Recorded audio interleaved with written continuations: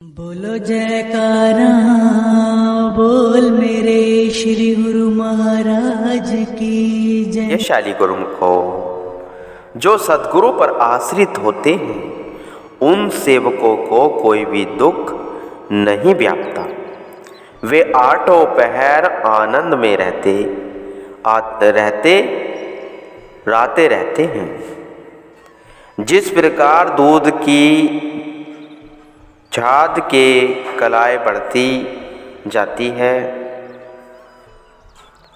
ऐसे ही गुरु शब्द से स्नेह करने वालों के जीवन में आनंद और सुख की बढ़ोतरी होती रहती है। जिसकी सुरती नाम के साथ जुड़ जाती है और सद्गुरु की चरण शरण मिल जाती है, वह हर समय सुरक्षित रहता है। उस पर काल वह माया अपना प्रभाव नहीं डाल सकते और न ही भ्रम संशय अपना कोई दाव पेच चला सकते हैं। ऐसा सत्पुरुषों का कथन है। नवंबर सन 2008 की बात है कि श्री सद्गुरु महाराज जी श्री प्रयाग धाम में विराजमान थे। वहाँ के सब प्रेमी जन श्री दर्शनों की अनमोल निधि को पाकर खुशियों से सराबोर हो रहे थे। 25 नवंबर साय समय का शिमला पार्क में सैर कर रहे थे। साथ में कुछ महात्मा जन थे। तभी अकस्मात आपने महात्मा जनों को फरमाया, हमने कल प्रातः मुंबई जाना है। रेलगाड़ी की टिकटों का प्रबंध हो सकता है तो अति शीघ्र ही करो, वरन हम कार द्वारा चले जाएंगे। हमें हर हाल में कल वहाँ पहुँचना है। सेवा में उपस्थित महात्मा जन सोचने लगे कि अचानक ही श्री प्रभु जी की ऐसी विचित्र मौज क्यों उठी। इसमें अवश्य ही उनकी कोई विशेष लीला ही होगी। महापुरुषों के रहस्य को जीव बुद्धि समझ भी कहाँ सकती है। वे तो भूत वर्तमान और भविष्य के ज्ञाता होते हैं। श्री आज्ञा श्रोधारक और सेवकों ने तुरंत ही जाकर टिकटों का प्रबंध किया। उधर बम्बई आश्रम में श्री प्रभु जी के शुभ आगमन की सूचना दी गई। अगली सुबह 26 नवंबर को आपने बम्बई के लिए प्रस्थान किया। वहां रहने वाले सभी प्रेमी गुरुमुख प्रेमी प्रभु जी के अचानक आगमन का समाचार पाकर खुशी में झूम उठे। जैसे समा जलती देख परवाने स्वतः ही दौड़े चले आते हैं, इसी प्रकार प्रेमी जन भी अपने सब काम काज छोड़कर श्री प्रभु जी की झलक पाने को आश्रम पर दौड़े चले आए। श्री दर्शनों की दिव्य दात और अमृत तुल्य प्रवचनों की सौगात ने उनके रोम रोम में अनोखी खुशियाँ भर दी। सायंकाल की श्री आरती पूजा के पश्चात लगभग 8 बजे मुंबई शहर के ताज होटल में भयानक विस्फोटक स्थिति उत्पन्न हो गई, जिसके साथ साथ कई अन्य स्थानों पर भी संकट की स्थिति बन गई। कुछ प्रेमी व्यवसाय के लिए होटल में ठहरे हुए थे, जो प्रभु आगमन का समाचार पाकर अमरधाम आश्रम में पहुंचकर श्री दर्शनों का लाभ उठा रहे थे। आने वाले समय से अनभिज्ञ सब प्रेमी जन श्री सद्गुरु महाराज जी के श्री चरणों में निश्चिंत और सुरक्षित बैठे हुए थे।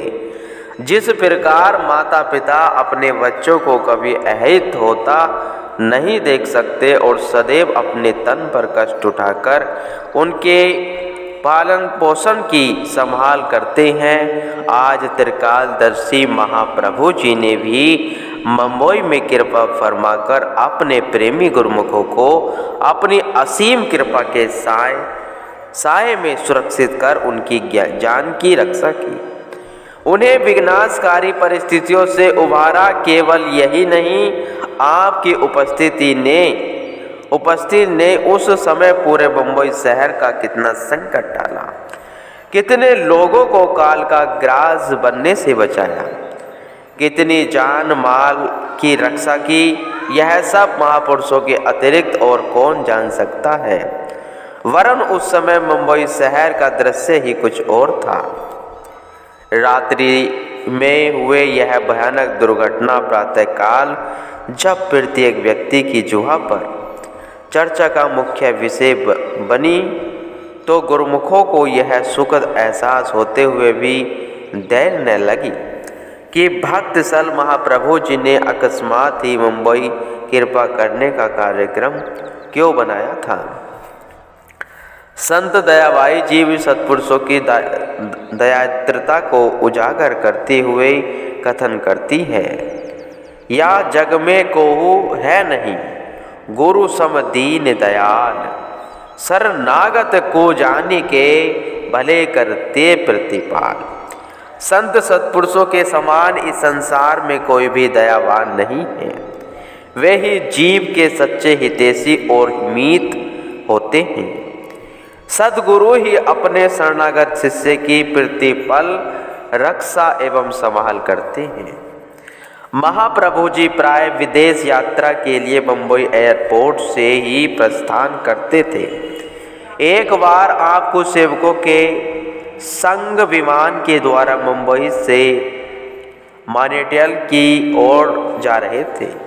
विमान दिल्ली एयरपोर्ट पर आकर रुका तो वहां से एक गुरुमुख भक्त जी उसमें चढ़े। उन्हें श्री प्रभु जी के उस विमान में विराजमान होने का कोई पूर्व संकेत वह जानकारी न थी।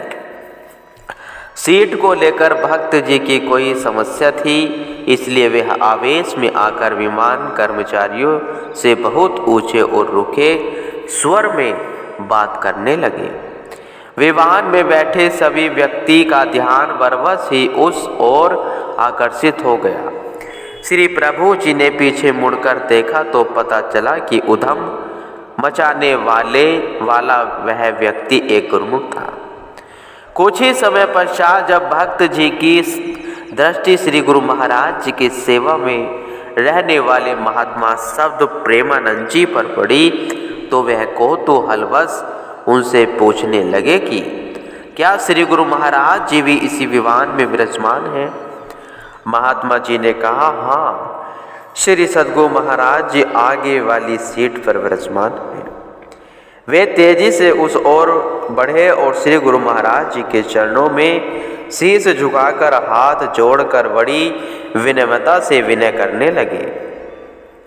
श्री गुरु महाराज जी ने फरमाया, क्या थोड़ी देर पहले आप ही विमान कर्मचारियों से रोषपूर्ण अभद्र व्यवहार कर रहे थे, जिससे सभी कर्मचारियों के साथ साथ यात्रियों को भी परेशानी उठानी पड़ रही थी। आप गुरुमुख हो, हमारे शिष्य हो, वे क्या सोचेंगे कि हम आपको हमारे से क्या यह शिक्षा मिली है। श्री मुख से ये वचन सुनकर भक्त जी बहुत शर्मसार हुए और श्री चरणों में गिरकर क्षमा मांगने लगे। आपने फरमाया कि क्षमा मांगनी है तो हमारे से नहीं, बल्कि जाकर उनसे मांगो जिनके साथ आप अभद्र व्यवहार कर रहे थे। भक्त जी तुरंत ही कर्मचारियों के पास गए और बहुत ही विनम्र भाव से हाथ जोड़कर उनसे क्षमा मांगने लगे। वे कर्मचारी उनके अंदर अकस्मात आए हुए इस भारी परिवर्तन को देखकर आश्चर्यचकित रह गए। सोचने लगे कि अभी अभी जो इतना चिल्ला कर बोल रहे थे, वे एकदम विनम्र होकर क्षमा याचना कैसे करने लगे। यह सब श्री सद्गुरु महाराज जी की कृपा का प्रताप समझकर वे श्री चरणों की वंदना कर नतमस्तक हुए। सत्पुरुषों की संगति के एक पल के प्रभाव से जीव की बुद्धि निर्मल हो जाती है, उसकी दशा ही पलट जाती है।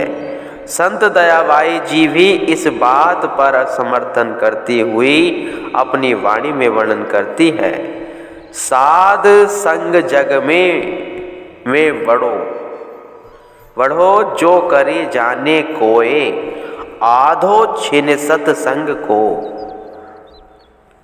कल मक डारे खोए। सत्पुरुषों का संग ही संसार में सबसे बढ़कर सुखदायी है। जिसे इस बात का ज्ञान हो जाता है वह सत्पुरुषों की आधे पल की संगति से ही अपने जन्मांतरों से मैले मन की मलिनता को भी धो डालता है। महापुरुषों की कृपा, करुणा एवं वात्सल्य के प्रमाण का बखान करना संभव नहीं है। वे पग पग पर गुप्त रूप से रहस्यमय लीला को प्रकट करते हैं। पुरातन संस्कारी जीवों के साथ उनका आत्मिक संबंध अद्भुत लीला दर्शाता है। भक्त लोडीदामल जी सिंधी जब भी श्री सद्गुरु महाराज जी के श्री चरणों में पहुँचते तो महाप्रभु जी इन्हें देखते ही प्रेम विभोर हो श्री वचन फरमाते। ये भी भक्ति प्रेम से अनन्य रूप से श्री चरणों के साथ अपना घनिष्ठ संबंध प्रदर्शित करते। यही तो भक्ति और भगवान प्रेमी और प्रीतम के मध्य एक अनोखा अद्वितीय संबंध है। आपने एक बार मुंबई में प्रेमी गुरुमुखों के घरों को पावन करते हुए उनके गृह को कृतार्थ किया। उन्होंने अपनी सामर्थ्य अनुसार भावपूर्ण सत्कार किया। इनके मन में आंतरिक कामना जागरूक हुई कि काश मेरे पास इतना धन होता कि महापुरुषों की समीपता में रहकर भरपूर संत सेवा कर सकता था। उसी समय महाप्रभु जी ने अपने आगे बढ़कर पड़े हुए सेबों की टोकरी में से एक सेब को उठाकर ऊपर की ओर उछालते हुए भक्त जी की ओर लुटाने आरंभ कर दिए। श्री वचन हुए, भक्त जी ये सेब क्या कह रहे हैं? भक्त जी ने उत्तर दिया, प्रभु ये एक दूसरे से ऊंचाई की ओर जाते हुए मेरे हाथ में पहुंच रहे हैं। श्री वचन हुए, यदि इसी प्रकार आपकी आंतरिक कामना पूरी हो जाए तो फिर क्या करोगे? भक्त जी ने अक्षुपूरित नेत्रों से श्री चरणों को प्रक्षालित करते हुए विनय की, प्रभु इस दास पर ऐसी ही कृपा बनाए रखना कि इस दिव्य मनोहर श्री छवि का दर्शन करते हुए श्री चरणों की समीपता में सदा संत सेवा में लीन रहूं। आपने मुस्कुराते हुए उसके शीश पर कर कमल रखकर उसे भक्ति से माला माल कर दिया। भक्त जी का श्रद्धा, विश्वास और प्रेम उत्तरोत्तर बढ़ता गया। श्री सद्गुरु महाराज जी के साथ भक्त जी का सखा भाव वाला उच्च कोटि का प्रेम था। महाप्रभु जी भी इनके साथ पूर्णता ऐसी ही कई लीलाएं करते। अपने जीवन के अंतिम दिनों में भक्त जी शारीरिक रूप से अस्वस्थ हो गए, परंतु सुरती की तार महाप्रभु जी के श्री चरणों से जुड़ी हुई थी। दिल में केवल एक ही आकांक्षा थी कि अंतिम समय साकार दर्शन देकर अपने सखा सेवक की मनोकामना पूर्ण करें। इधर श्री आनंदपुर में श्री प्रभु जी ने पर्व मनाने के पश्चात शीघ्र ही मुंबई पहुंचकर भक्त जी के घर कृपा की। वे शोध अवस्था में पड़े भक्त जी को आवाज लगाई।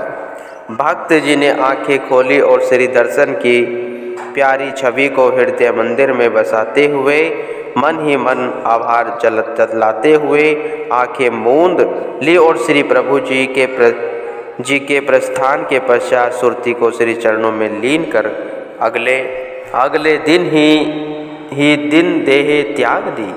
श्री आनंदपुर में सभी गुरुमुख प्रेमी हैरान थे कि श्री सद्गुरु महाराज जी ने पर्व के पश्चात शीघ्र ही क्यों प्रस्थान किया। जब भक्त जी का वृत्तांत विदित हुआ तो सबके हृदय द्रवित होते और प्रेम हो तो ऐसा और महापुरुषों का विरध हो तो ऐसा। परम संत श्री कबीर साहिब का फरमान है, लाख कोस जो गुरु बसे दीजे सूरत पठाए, शब्द तुरी असवार हवे पल पल हावे जाए। सतगुरु से सेवा चाहे लाखों मील दूर क्यों न हो, परंतु यदि उसकी सुरती सतगुरु के चरणों से 100% पूर्ण तौर से जुड़ी हुई है, श्वासों में नाम सुमरण की धुन समाई है, तो वह हर पल हर क्षण सद्गुरु के समीप और सद्गुरु उसके समीप है। पूर्ण तौर से समर्पित शिष्य के साथ सद्गुरु सदैव ऐसे रहते हैं जैसे व्यक्ति के साथ उसकी परछाई। श्री सद्गुरु महाराज जी प्रभुताई को दर्शाते हैं। यह घटना जो कुछ समय पूर्व एक भक्त जी के साथ घटी, मुंबई के रहने वाले भक्त जी जय किशन नानी जी, जिनकी श्री गुरु महाराज जी पर अटूट आस्था और अनन्य प्रेम था, किसी काम से सरकारी कार्यालय में गए। उनकी जेब में बहुत सारी धनराशि थी। उन्होंने गले में सोने की चैन डाल रखी थी और बाजू पर कीमती घड़ी पहन रखी थी। जैसे ही वह कार्यालय से बाहर निकले तो एकदम उन्हें चक्कर आ गया और वह बेसुध होकर गिर पड़े। एक भद्र पुरुष तुरंत ही वहां आए और उन्होंने भक्त जी की जेब से मोबाइल निकालकर एक नंबर मिलाया तो उनकी पत्नी का था। उन्होंने इसे सारा वृत्तांत कह सुनाया। घटना स्थल से घर काफ़ी दूर होने के कारण भक्त जी की पत्नी ने उसी क्षेत्र के पास रहने वाले अपनी सखी को तुरंत ही उस स्थान पर पहुंचने के लिए कहा। संदेश पाकर उस भक्त ने भद्र पुरुष के साथ जाकर भक्त जी को अस्पताल में भर्ती करा दिया। थोड़ी देर बाद उसको ध्यान आया कि जिस व्यक्ति ने भक्त जी की इतनी सहायता की, उनका धन्यवाद तो करना चाहिए, क्योंकि उनके द्वारा उस समय वहाँ मौजूद होने का कारण ही भक्त जी की जान वह माल सुरक्षित रहे। जब वह पीछे की ओर मुड़ा तो उन्हें वहाँ न पाकर तेज कदमों से चलती हुई काफ़ी दूर तक गई, पर वे न जाने कहाँ ओझल हो गए। रात्रि समय भक्त जी को होश आया तो उन्होंने बताया कि जब मुझे चक्कर आया तो मैंने तत्काल श्री सद्गुरु महाराज जी का ध्यान किया। मुझे प्रत्यक्ष से ऐसा आभास हुआ कि वे मेरे साथ ही खड़े हैं। उसके बाद मुझे कोई होश न रहा। उस भक्तनी ने जब उन भद्र पुरुष का वर्णन किया तो भक्त जी जान गए कि वे कोई न कोई नहीं बल्कि उनके इष्ट देव भगवान श्री सद्गुरु महाराज जी थे। गुरुमुखो।